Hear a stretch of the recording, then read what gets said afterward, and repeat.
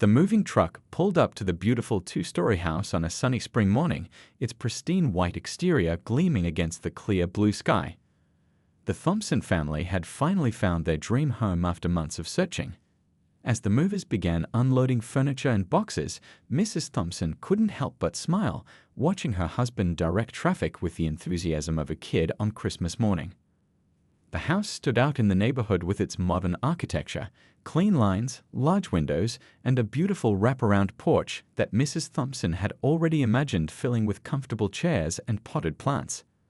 It was different from the traditional brick colonials that lined most of Maple Avenue, but that's exactly what had drawn them to it. "Honey, where do you want the living room boxes?" Mr. Thompson called out, balancing a stack of boxes labeled in neat handwriting. His wife, still taking in their new surroundings, pointed toward the spacious front room. She noticed a few curious faces peeking out from behind neighboring curtains, but chose to focus on the task at hand. Mr. Thompson had earned this move. After years of late nights coding and countless cups of coffee, his work as a software engineer had finally paid off with a promotion that allowed them to afford this upscale neighborhood. His wife's career was equally impressive, though they had agreed to keep that private for now. They wanted to settle in as normal neighbors first, without any preconceptions. As the day progressed, the couple worked in perfect sync, directing movers and unpacking boxes. They'd occasionally catch glimpses of neighbors walking by, some offering quick waves while others hurried past with averted eyes. An elderly couple across the street stood on their porch longer than necessary, whispering to each other while watching the proceedings with undisguised interest. The Thompsons' real estate agent had warned them that this particular suburb was traditional, a coded word they'd heard too many times during their house hunt. But the location was perfect, great schools nearby, a short commute to both their workplaces, and a community that boasted one of the lowest crime rates in the state. By late afternoon, most of the furniture had found its place inside the house. Mrs. Thompson was arranging family photos on the mantel when she noticed an older man standing at the edge of their property. He seemed to be inspecting their landscaping with an intensity that made her uncomfortable. When he caught her watching him through the window, he quickly shuffled away, disappearing behind a well-manicured hedge. "Did you see that?" she asked her husband, who was busy setting up their smart home system. The neighbor who was just. "I saw him," he replied, his voice carrying a weight of familiar experience. "Let's give it time. Remember what we agreed, we're going to make this work." As evening approached, the couple sat on their new porch, sharing a quiet moment after the hectic day. The street had settled into a peaceful calm, broken only by the occasional dog walker or jogger. Some neighbors had left welcome gifts, though none had stayed to introduce themselves personally. There was a basket of muffins from the Wilson family, a potted plant from the garden club, and a neighborhood guide from the Homeowners Association. Mrs. Thompson picked up the HOA guide, flipping through pages of rules and regulations. "Look at this," she said, pointing to a section about exterior modifications. "We might need approval just to plant our vegetable garden." Her husband squeezed her hand reassuringly. "We'll follow every rule to the letter. No reason to give anyone any excuse." They sat there as the sun set, watching shadows lengthen across their new lawn. Despite the mixed welcome, there was an undercurrent of hope in the air. This was their home now, and they were determined to make it work. They had faced challenges before and had always overcome them together. As darkness fell, they noticed more curtains twitching, more curious eyes watching. But they were used to being watched. What they didn't know yet was that one pair of eyes belonged to someone who would soon turn their world upside down, though not in the way anyone expected. The first night in their new home was filled with the usual moving day chaos, missing box cutters, takeout dinner eaten on the floor, and the strange creaks and sounds of an unfamiliar house. But as they prepared for bed, both felt a sense of accomplishment. Tomorrow would bring new challenges, but tonight they had achieved something significant. "Ready for this new adventure?" Mrs. Thompson asked, unpacking their bedding. "With you?" "Always," her husband replied, helping her spread the sheets over their mattress. "Besides, I have a feeling this neighborhood is in for some surprises of its own." They fell asleep to the gentle hum of cicadas and distant traffic, unaware that their presence had already set in motion events that would change not just their lives, but the entire community. Sometimes the biggest changes start with something as simple as moving into a new home and having the courage to stay. It had been 3 weeks since the Thompsons moved into their new home, and the neighborhood's initial curiosity had shifted into something more unsettling. Mr. Richardson, who lived in the pale yellow house 2 doors down, had taken it upon himself to become an unofficial neighborhood watchdog, with the Thompsons as his primary target. Every morning, as Mr. Thompson left for work, Richardson would be trimming his already perfectly manicured bushes or adjusting his mailbox flag, always finding a reason to be outside. His eyes would follow the sleek black SUV until it turned the corner, then his attention would shift to the house, watching Mrs. Thompson's movements through the large windows they hadn't yet had time to dress with curtains. "Did you notice he takes photos sometimes?" Mrs. Thompson mentioned one evening while preparing dinner. She'd caught glimpses of Richardson's phone pointed in their direction multiple times, always quickly lowered when she looked his way. "I think he's documenting everything we do." Her husband sighed, stirring the pasta sauce they'd learned to make from his grandmother. "I noticed. He took pictures of our recycling bins yesterday, probably checking if we're sorting everything according to the HOA guidelines." The HOA guidelines had become Richardson's weapon of choice. First, it was a complaint about their grass being a 1/4 inch too tall. Then came the issue with their mailbox. Apparently, it wasn't the exact shade of black approved by the association.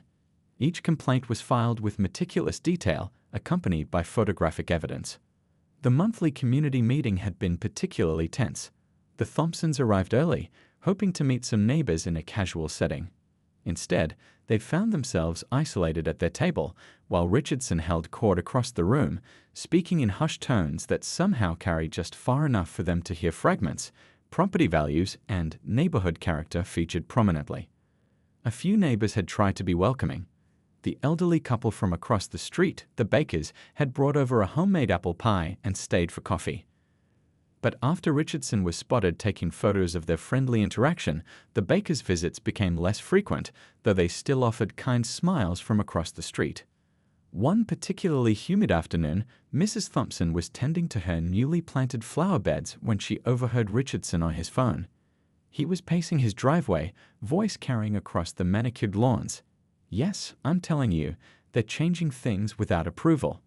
Those flowers aren't on the approved plant list. What's next? They'll probably want to paint the house some outrageous color." She gripped her garden trowel tighter, soil crumbling between her fingers. The flowers in question were simple white roses, a wedding anniversary gift from her husband. They'd specifically chosen white to match the house's neutral palette, but Richardson seemed determined to find fault with everything they did. The situation escalated when the Thompsons decided to host a small weekend barbecue. They'd invited their closest friends and a few neighbors who'd shown kindness. Richardson's response was immediate. He called the police about a noise disturbance before the first guest even arrived. The responding officer, clearly embarrassed to be there, explained that they had to investigate all complaints. He left quickly after seeing the small gathering of 6 people quietly setting up lawn chairs. But the damage was done. Richardson had made his point. He stood in his driveway, arms crossed, watching the entire interaction with evident satisfaction. That evening, after their guests left, the couple sat on their porch swing, their voices low despite the privacy of nightfall. "Maybe we should have waited longer to have people over," Mr. Thompson suggested, his hand finding his wife's in the darkness. "No," she replied firmly. "We can't live our lives trying to appease someone who's determined to find fault. We haven't done anything wrong." The next morning, they found an HOA violation notice taped to their front door. The offense? Their porch light had been left on past the approved hours. Richardson's signature was clearly visible at the bottom of the form, his role as HOA compliance officer wielded like a sword. At work, Mr. Thompson maintained his usual professional demeanor, leading his team through complex software projects. But his colleagues noticed the slight strain around his eyes, the way he checked his phone more frequently, worried about what new complaints might arise in his absence. Mrs. Thompson, meanwhile, continued her own work from their home office, the weight of being watched adding an extra layer of pressure to her already demanding job. She'd started closing the blinds during video calls, not wanting Richardson's constant surveillance to be visible to her colleagues. The breaking point came during a community yard sale. The Thompsons had set up a small table with some unused household items, including books and kitchen appliances. Richardson circled their display like a hawk, inspecting each item as if searching for contraband. When a young couple showed interest in buying a coffee maker, he stepped in, loudly questioning its working condition and suggesting they check other tables instead. That night, as the couple discussed the day's events, Mrs. Thompson's professional instincts kicked in. "You know," she said thoughtfully, "sometimes the best way to handle a situation isn't to run from it or fight it, it's to let it play out naturally." Richardson's making himself look worse with each passing day. Her husband nodded, understanding the strategy. They'd faced prejudice before, but never so methodically documented by the perpetrator himself. Every photo, every complaint, every intervention was building a clear pattern, one that would soon come back to haunt their watchful neighbor. Little did Richardson know, his obsessive documentation would soon serve a very different purpose than he intended. The Thompsons continued their daily routines, maintaining their dignity and professionalism, knowing that sometimes the best response to ignorance is to simply let it expose itself. Sunday mornings in the neighborhood usually brought a peaceful quiet, families sleeping in, the occasional sound of sprinklers, and birds chirping in the mature oak trees that lined Maple Avenue. This particular Sunday started no differently, with a gentle morning mist hanging over perfectly manicured lawns. The Thompsons had been planning their garden project for weeks. Their front yard needed a proper irrigation system.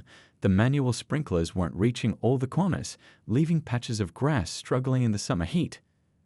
They'd done everything by the book, submitted detailed plans to the HOA, received written approval, and even hired a certified landscaper to mark all the utility lines. "Ready to get started?" Mr. Thompson asked his wife, handing her a steaming cup of coffee as they stood in their driveway, surveying the work ahead. They'd decided to do the installation themselves. It was a money-saving project that would give them a chance to put their personal touch on their home. Mrs. Thompson took a sip of coffee and nodded, her eyes scanning the neat row of supplies they'd purchased the day before: PVC pipes, connectors, tools, and a rented trencher that sat waiting in their driveway. "Let's do this before it gets too hot." They started working just after 8 a.m. Mr. Thompson carefully operated the trencher, creating neat lines across their front yard where the irrigation pipes would go. His wife followed behind, measuring and cutting PVC pipes to the exact specifications from their approved plans. They worked efficiently together, speaking in the shorthand of a couple who'd tackled many projects side by side. From his perch by his living room window, Richardson watched their every move. His Sunday morning routine of reading the newspaper forgotten, he stood with his phone in hand, documenting each step the couple took. The mechanical sound of the trencher seemed to particularly agitate him, his curtains twitching more frequently as the morning progressed. Around 10 a.m., the Thompsons were deep in concentration, connecting a series of pipes near their property line. Richardson's anxiety seemed to peak as he watched them working close to the ground, their hands in the soil, tools spread around them.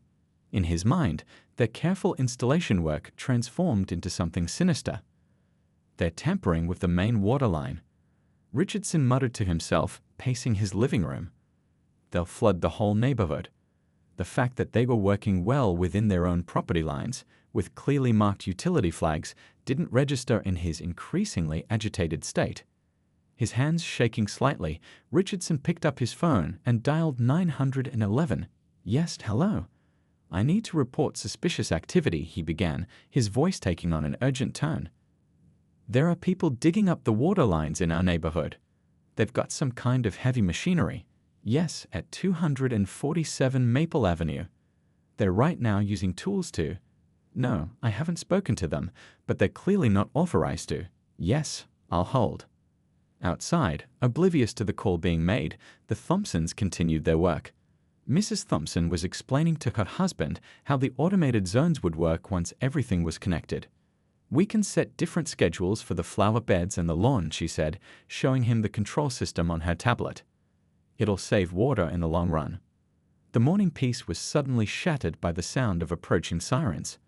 The Thompsons looked up from their work, surprised to see 3 police cars turning onto their street, lights flashing. Other neighbors began emerging from their homes, curious about the commotion on their usually quiet Sunday morning. "What in the world?" Mrs. Thompson stood up slowly, brushing dirt from her gardening gloves. Her husband straightened beside her, his expression a mixture of disbelief and resignation as the police cars pulled up in front of their house. Richardson had emerged from his house, standing on his front lawn with his arms crossed, a satisfied expression on his face as he watched the scene unfold. Other neighbors gathered on their porches and driveways, some recording with their phones, others whispering among themselves. The first officer approached cautiously, taking in the scene. The neat rows of trenches, the carefully laid out irrigation supplies, the couple in their weekend gardening clothes standing beside their clear architectural plans spread out on a portable table. "Good morning," the officer began, his tone professional but slightly uncertain as he observed the obvious home improvement project before him. "We received a call about suspicious activity involving water lines." Mrs. Thompson shared a knowing look with her husband.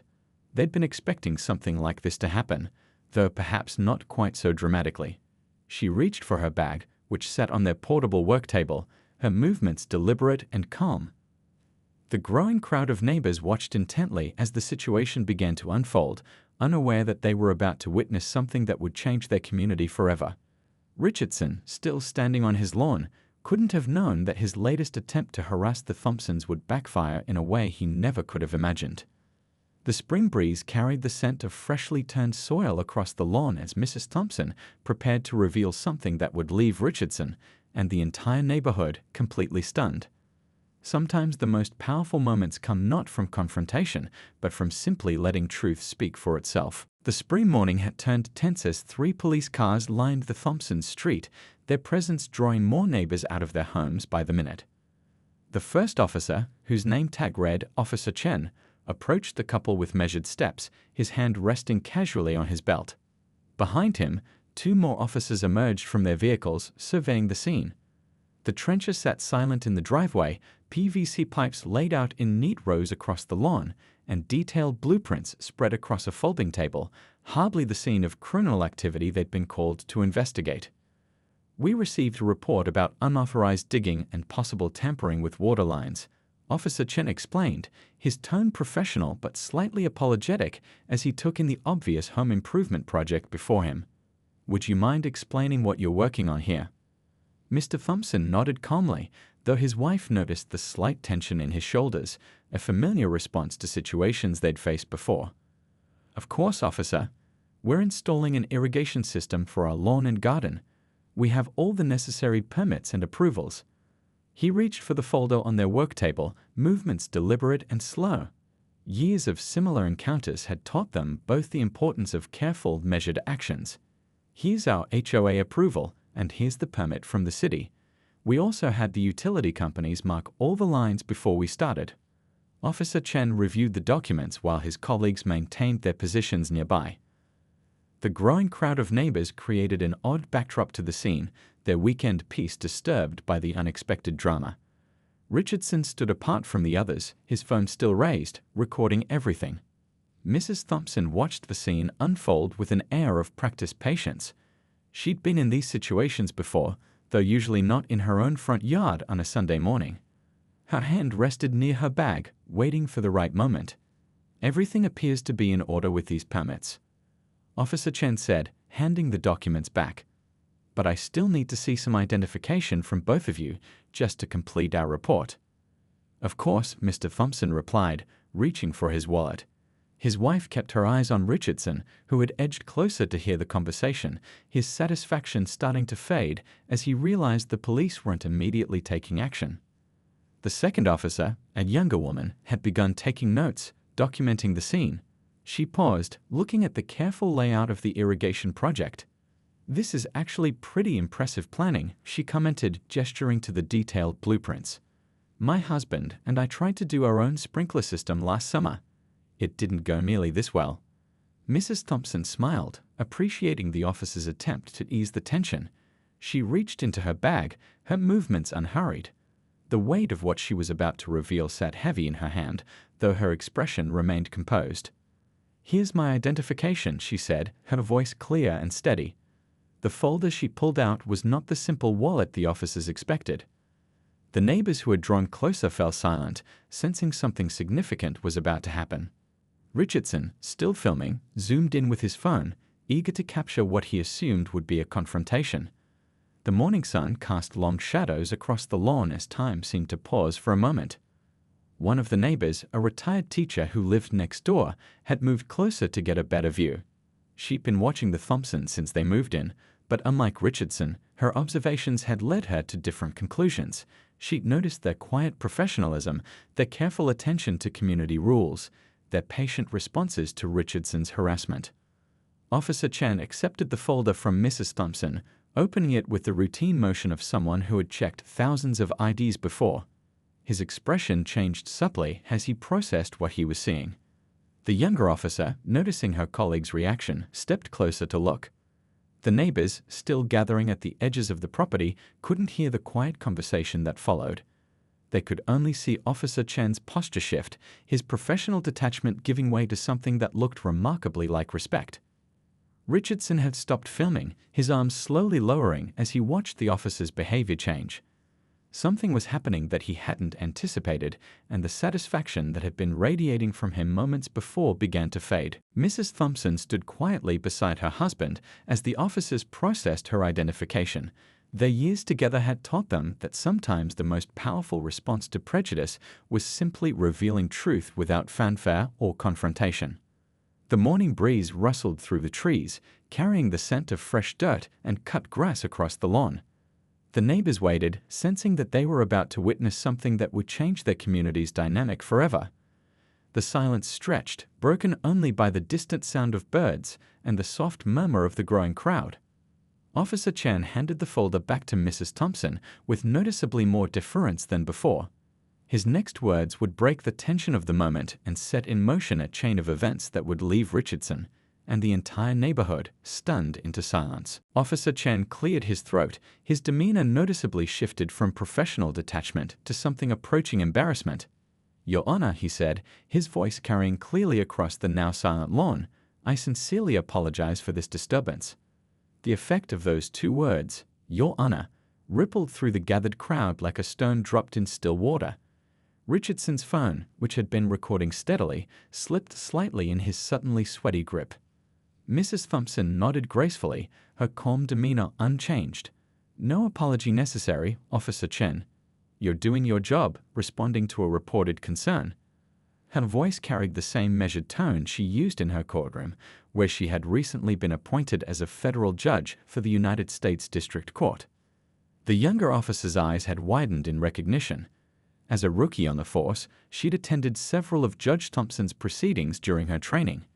Now she was standing on the judge's front lawn, called there by a neighbor's unfounded suspicions. Mr. Thompson stood beside his wife, a small smile playing at the corners of his mouth. They had discussed when and how to reveal her position to the neighborhood, but Richardson had forced their hand. Perhaps it was for the best, like lancing a wound to let it heal. The retired teacher who lived next door was the first to break the stunned silence.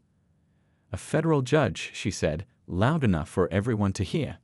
"We have a federal judge living on our street." Her voice carried a mixture of awe and something else, satisfaction, perhaps, at seeing Richardson's campaign of harassment backfire so spectacularly. Richardson had gone pale, his phone now hanging limply at his side. Every photo he'd taken, every complaint he filed, every moment of surveillance he conducted, all of it had been directed at a federal judge. The implications began to sink in, and he took an unconscious step backward. "Would you like to press charges, Your Honor?" Officer Chen asked, looking pointedly at Richardson. The question hung in the air, heavy with possibility. Mrs. Thompson shook her head, her expression thoughtful. "That won't be necessary, Officer Chen. I believe this can be a learning opportunity for our community." She turned to address the gathered neighbors directly, her voice carrying the same authority that commanded respect in her courtroom. "My husband and I chose this neighborhood because of its reputation for being a close-knit community. We believed, and still believe, that this is a place where people can live together, work together, and grow together, regardless of their backgrounds." The crowd had grown larger, with more neighbors emerging from their homes, drawn by the unusual Sunday morning drama. Children on bikes had stopped to watch, parents quickly shushing their questions. The morning sun had risen higher, casting shorter shadows across the neat rows of PVC pipes still waiting to be installed. We've all witnessed how quickly assumptions and prejudices can escalate. Mrs. Thompson continued, her words measured and clear. Today could have ended very differently. Instead, let's make it a beginning of real understanding and genuine community. Mr. Thompson stepped forward to stand shoulder to shoulder with his wife. We're still planning to finish our irrigation system today, he said with a warm smile. Anyone who'd like to help is welcome to join us. We have lemonade and plenty of extra work gloves. The tension in the air began to dissolve, replaced by something new, possibility. A few neighbors stepped forward immediately, rolling up their sleeves. The retired teacher was already heading home, calling over her shoulder that she'd bring back sandwiches for everyone. Officer Chen and his colleagues prepared to leave, no report necessary. As they turned to go, the young officer paused.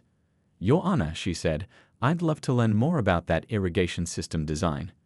My husband and I really could use some expert advice." Mrs. Thompson smiled warmly. "Come by any time.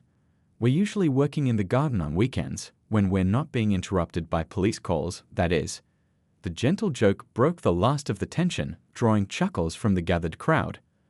Richardson stood alone now, the neighbors who usually clustered around him to hear his complaints having drifted toward the Thompsons' yard. His phone, which had recorded so many moments of suspected wrongdoing, now held evidence of his own prejudice, and its very public unraveling. As the morning progressed, the Thompsons' front yard transformed into an impromptu community gathering.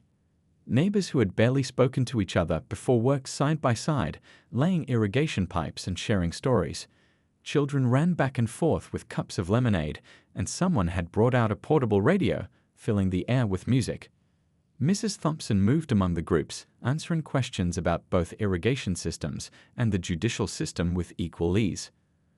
Her role as a federal judge was now known, but it wasn't defining her place in the community, her actions were.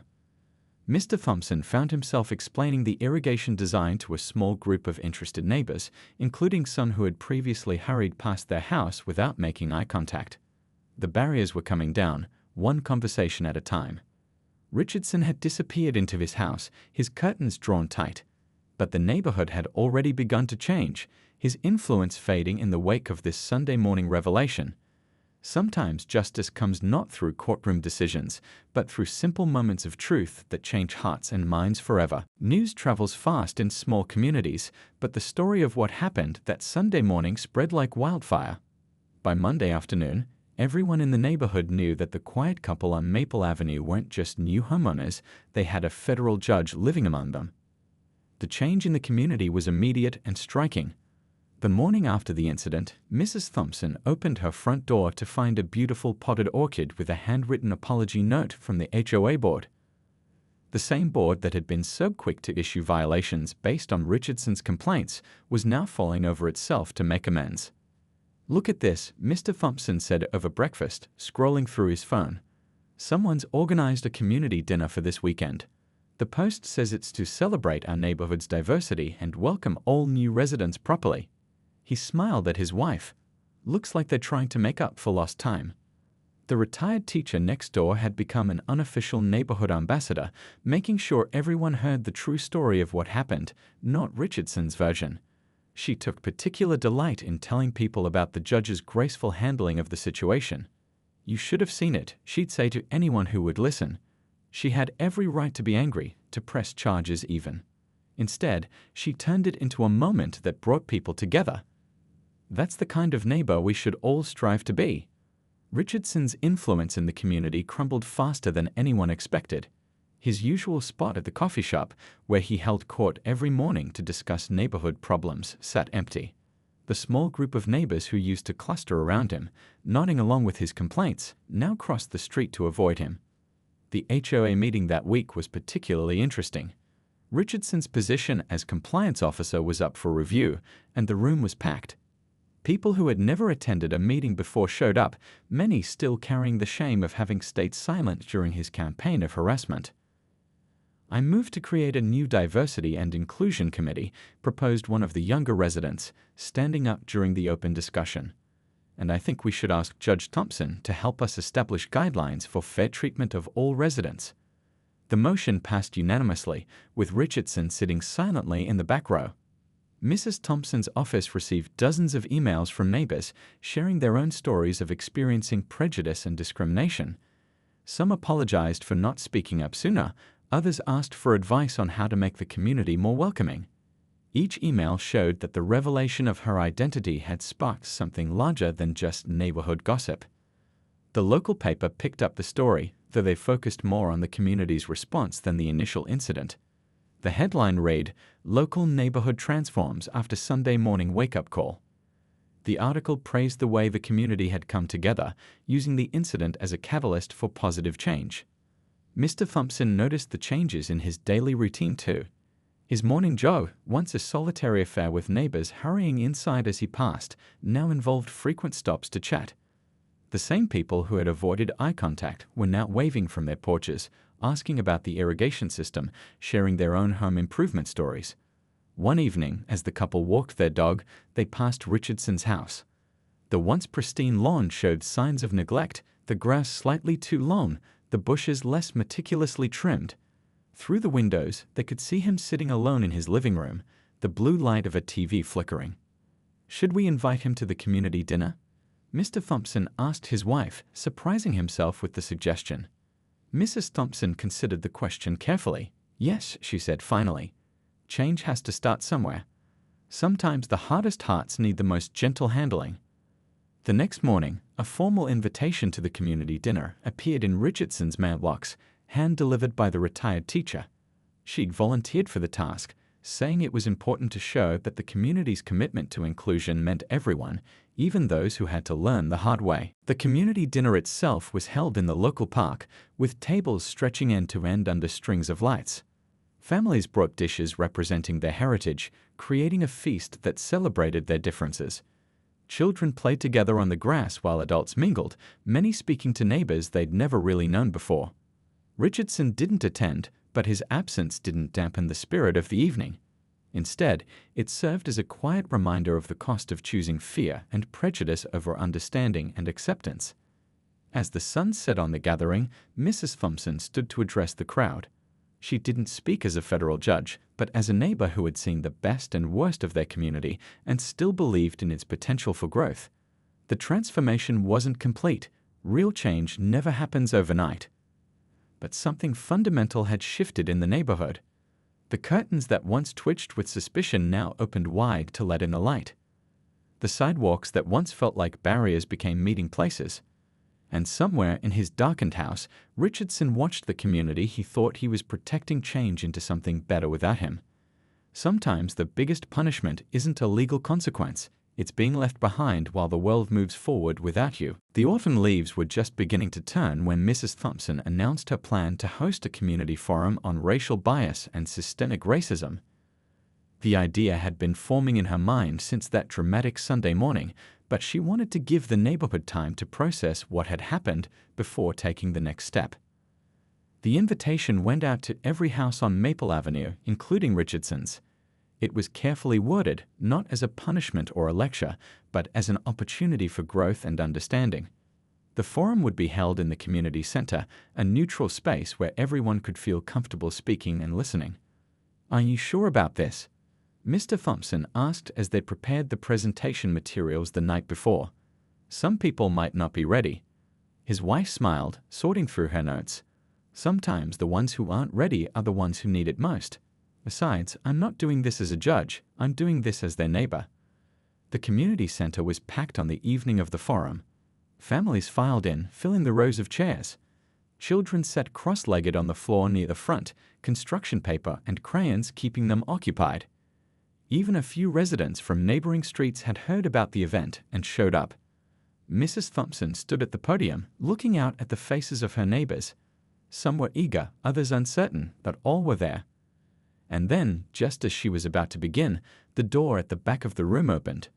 Richardson stepped in, choosing a seat in the last row. A quiet murmur went through the crowd, but Mrs. Thompson continued as planned. "Thank you all for coming tonight," she began, her voice warm and inclusive. "We're here to talk about something that affects all of us, whether we realize it or not." She shared stories from her own life and career, moments that had shaped her understanding of bias and privilege.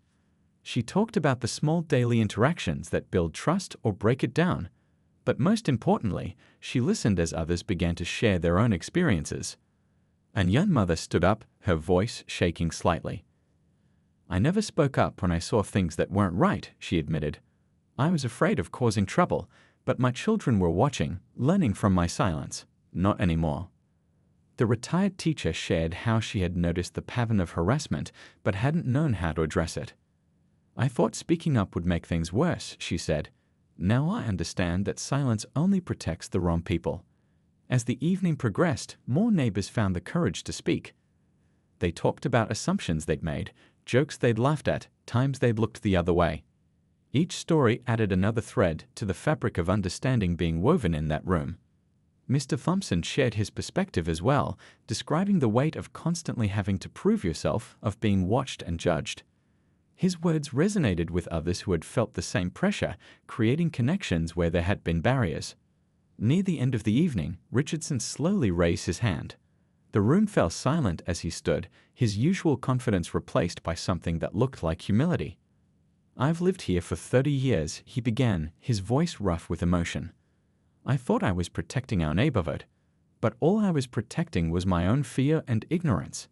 He turned to face the Thompsons directly. "I can't undo what I did, but I can learn to do better." Mrs. Thompson nodded, acknowledging his words without minimizing the harm he had caused. "Learning to do better, that's all any of us can ask of ourselves and each other." The forum led to real changes in the community.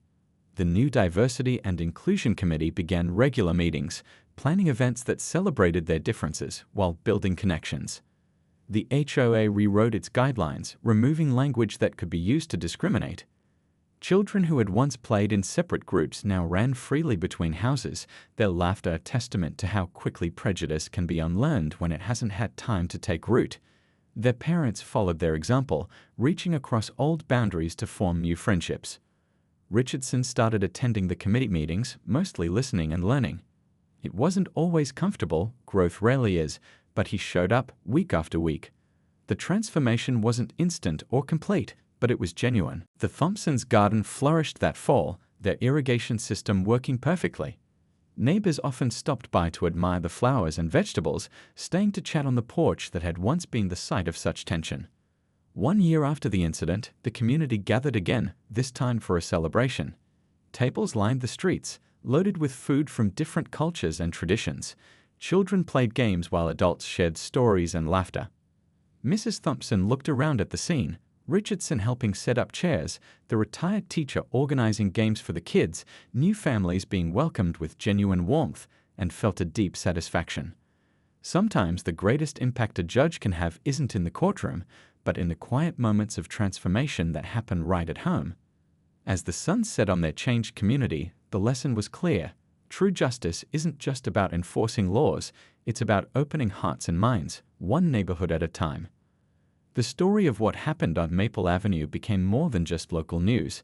It became a reminder that change is possible, even in the most unexpected places, when people choose understanding over fear and growth over prejudice.